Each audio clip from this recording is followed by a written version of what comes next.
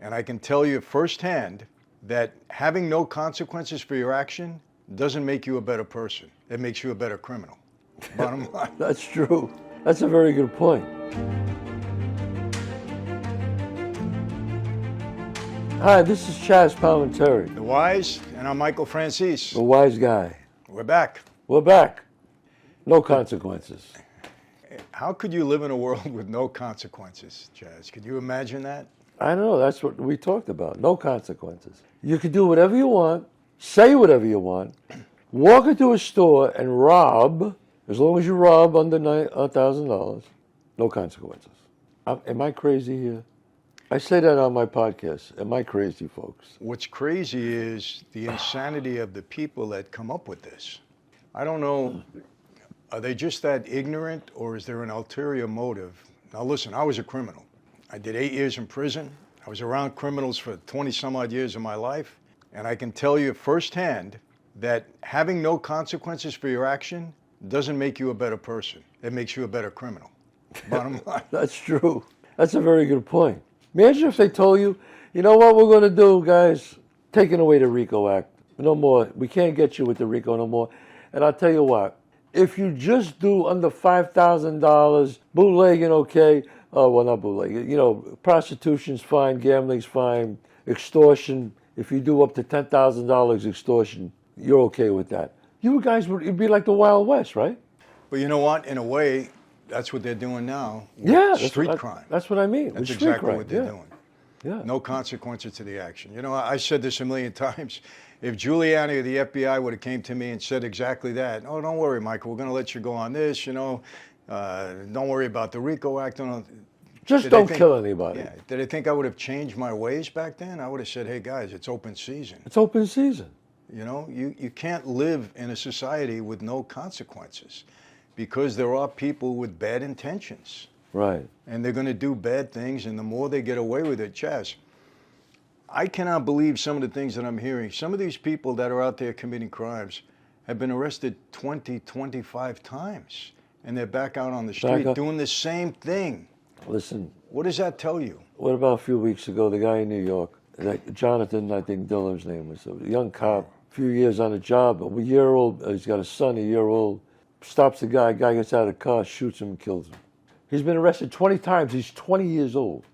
No consequences. How do you let a guy like that out on the street? And from what I heard and what I read about that, his last arrest, they wanted to put an ankle bracelet on him. Right. And the judge said no. I don't understand how you can be sitting on the bench, seeing somebody like that, right, and not wanting to restrict him in some way, so that at least the guy can't stay out of trouble. It was obvious. He's going to do something as He's 20 years old. He's committed 20 felons. He's going to do something again. Are you just waiting until he does what he did? Yeah, now he goes for jail for the rest of his life. But a cop had to die because of that. Cop had to die. How does that piss me off when I see that? Family destroyed. Family destroyed. Look, I don't understand what's in the minds of these people, Chazz. I don't get it. You know, these soft on crime people. And listen, you know. What does defund the police mean? I mean, what is that? How about they at one point they said we want to take away the police and substitute it with what? Social workers. I can't make this up, man. These people are in la la land. They're in an imaginary world. A domestic violence call is one of the most dangerous. Mm-hmm. Okay, you want to get a social worker in there? Really? You know what I mean? You're going to kill a few social workers, let me tell you right now. Because without a cop defending himself, and this guy comes at you with a knife or a gun, you're dead. I don't know. It's happening so often lately because there are no consequences, no severe consequences. You know what got me? I got to tell you this. I don't know if you saw this, but there's an illegal immigrant from Venezuela, I think. Did you see him online? No. Oh, you didn't see this guy? Is that the guy with the baby? Yeah, taunting. Oh, no, I had a big thing on my thing. Oh, I had over 1 million views on that. Telling people how to become squatters, how to get people out of their house. Yeah. Oh, yeah. No, this guy he had a baby. Yeah, he same guy. This is my gold ticket right here. Yeah. This is my cash cow, he said. Yeah, he said, I don't want to work. I don't have to work. I come to America, you pay me. Yeah. And he's telling some of his illegal immigrant allies to become squatters, get people out of their house and go live in their house. Yeah. And he's making a joke out of it. And he's got a big following online. Yeah. How do we allow this? I don't know. I can tell you right now, if I'm away, sometimes I go away, but if I'm away for a month and I come back and I see a few guys at my house, I'm not waiting for the law to come. I'm really not. No, you're out of my house, And I feel bad because they pick these old people in their very old, in their 80s they and know 90s. who to pick. They know who to pick, and they say, "Go away, go get a judge," and the courts can't do anything right away. It's sad. No, I don't understand those squatter laws. I didn't research it. I don't know where they came from, but it's ridiculous. And now all of a sudden we're hearing about it every day. There's something else going on. Like, I could keep you out of your own home. It's amazing when you can take advantage of the system, and again, there are no consequences. It spreads like cancer, like wildfire, because criminals, they don't hesitate. They go for it. When they hear this, they go for it. They think of nothing all day but to how to earn and how to make money. That's all they think about. And you're giving them options? No. Yeah. No. There's a pastor, David Jeremiah, who wrote a book a couple of years back. I never thought I'd see the day. And then he went through all the things that he never saw, he never thought he saw would happen. I would never think that I would see crime on the streets being treated so lightly as I'm seeing now. I got $1 million bail on a white-collar crime, $1 million bail. I got held without bail on another white-collar crime. And now, I never missed a day. I never was even 5 minutes late to a court appearance. I went to trial 5 times. I never did not show up, nothing. And now you go in, you could throw somebody in a subway, beat them up, and you're out an hour later. And not show up, sometimes not show up for the court date. And then they get you and they bring you back. They don't even hold you accountable for that. All right, you didn't show up. All right, that's all right. Bothers me sometimes. I look at the people in charge and I say, these are the people that are dictating things in my life and my family's life. How are they qualified to do it? Where did they come from? What do they have in mind? Right. And here's the thing that bothers me. There's consequences for inside trading. And I think there should be. Yes. I agree with that. But please answer me this. How could people who have been who have been senators or congressmen, Speaker of the House, make $280,000 a year, tops? That's the most you make. How do you become $200 million? How does that happen? Insider trading. But so it's okay for you to do that and not us. I believe that people in the government should be a law that you or no member of your immediate family should be allowed to, buy stocks or do things. And they've tried to implement a law like that many times, and it's knocked down. They won't do it. And it's knocked down. Yeah, of course. Why is it knocked down? They want to do it. Yeah. No consequences. Well, how do you explain, blue-collar people going into Congress coming out as multimillionaires? Why are they all wealthy? They earn $180,000 or $200,000. Why That's pretty good saving. Yeah. I don't know. This guy did a thing once. He checked them all out. He said they all have a better record than Warren Buffett. Yeah. Well, Nancy Pelosi's got the best stock record in history, from what I understand. Right. How do you think that happened? You want to talk the talk and walk the walk? Have a law. Nobody in the government is allowed to own stock. Nobody. And again, they've tried to pass that law.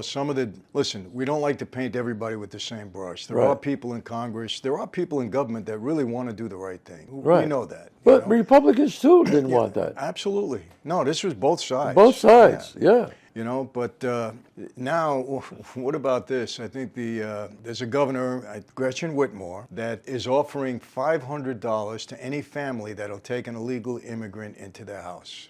You get $500 a month rent to support them. Now, my first question is, okay, Gretchen, when you first take them into your house, then talk to them.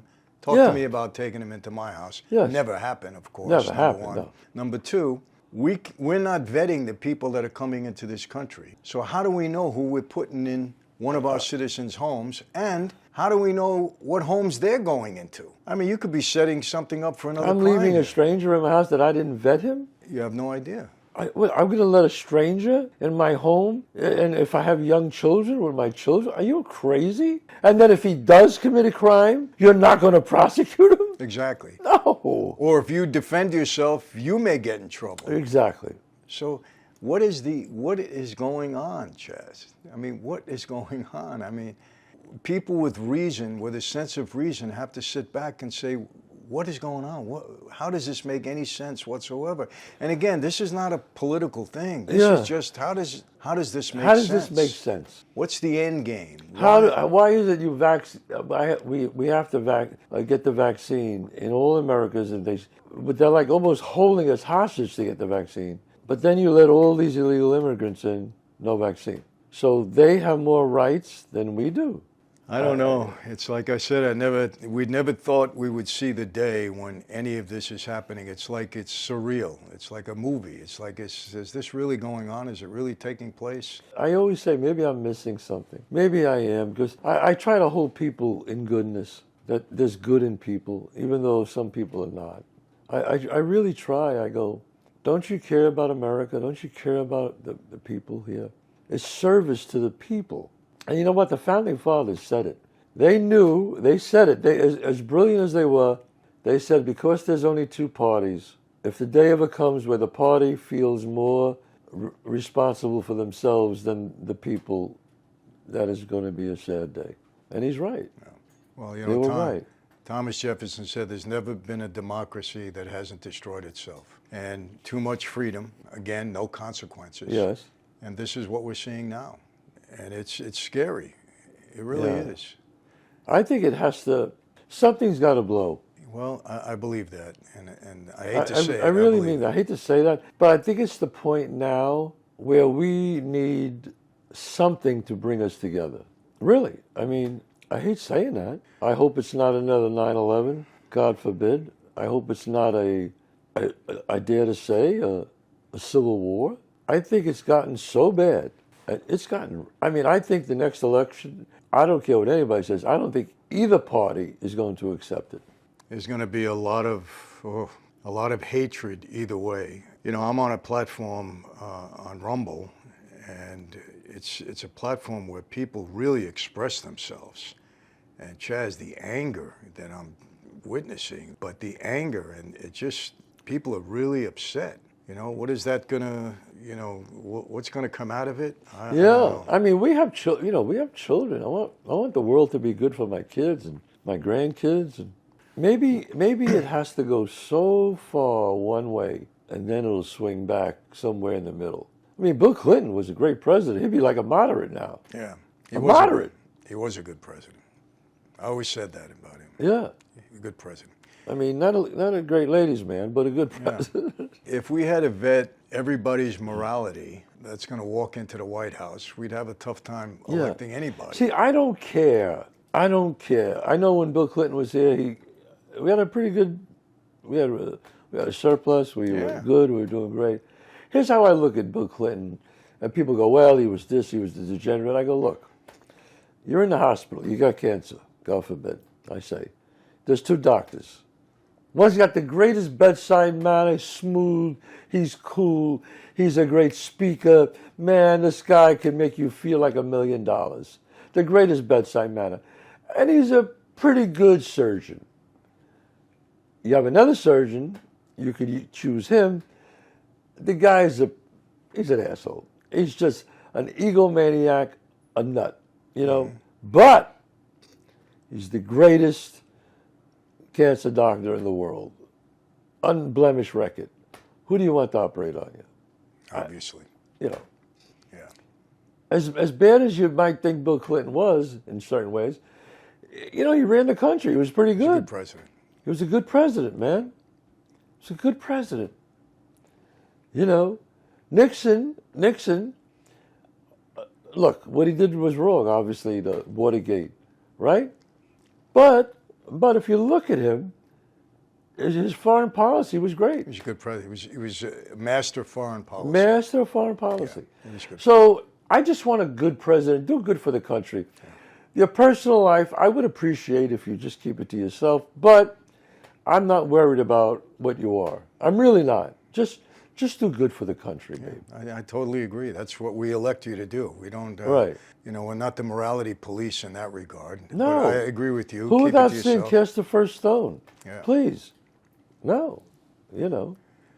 But, it's terrible when people that are put in a position of trust, in an official position of trust, Yeah. where people put their trust, their hope, their faith, their dreams in you to a degree because you're managing, in a great degree, their life in government, and you violate that trust, it's terrible.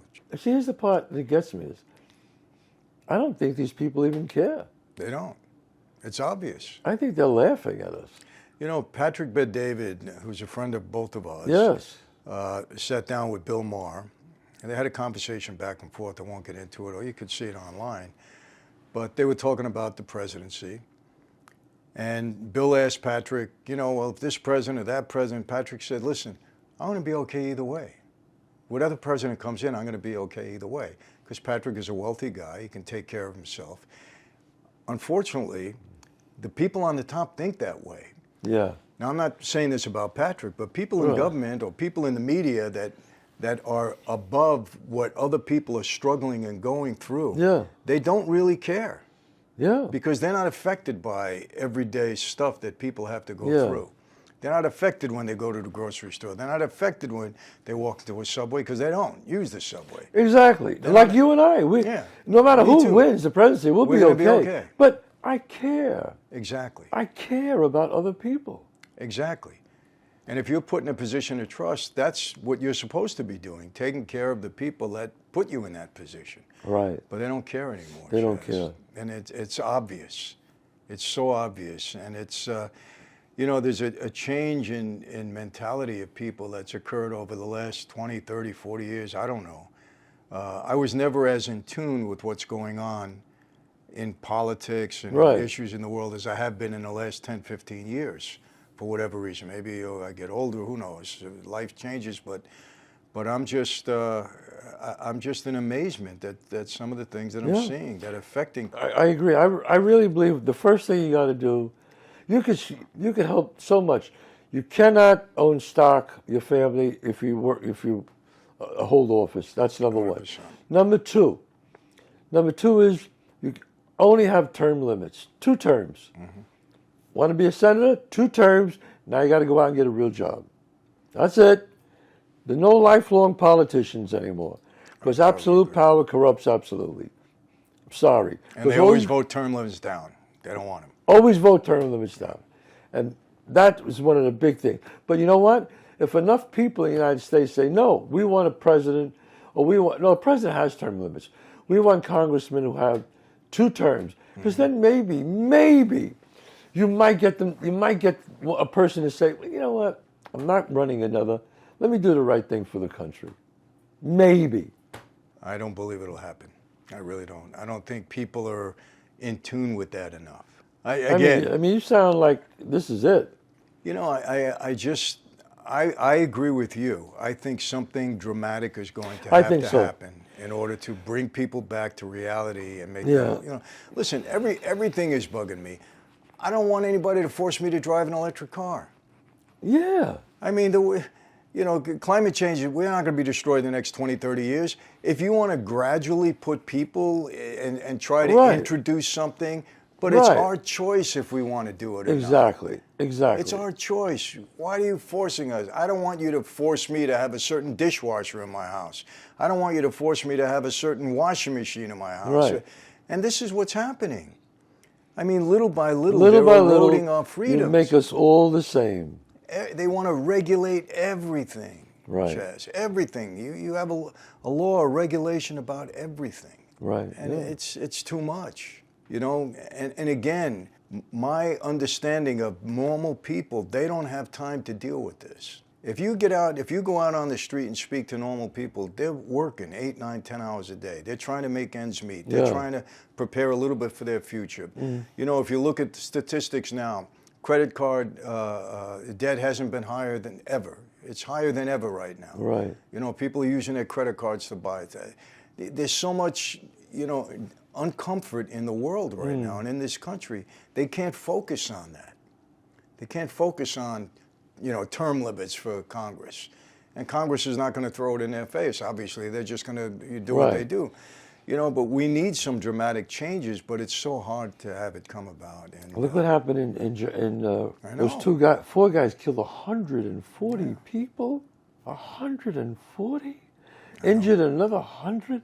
That's what I'm afraid of in New York. Yeah, absolutely. That a truck is going to pull up and 5 guys are going to jump out with AKs, and man, it's going to be bad. It'll be bad. I agree. And we're being warned that something like that is possibly going to Yeah, happen. but excuse me, don't warn me. Do something. Stop illegals from coming in. They want to turn every state blue. And we'll never have another Republican in office. We'll never have another anybody in office, but who they want to put in there. That's what's going to happen. That's why they call it a revolution. You take away the guns first. They tried. You try. They're trying. That's how you do it. You take away the guns first. Yeah. And that's not going to happen. No. That I don't think. That will never happen. No, there you draw the line. Yeah.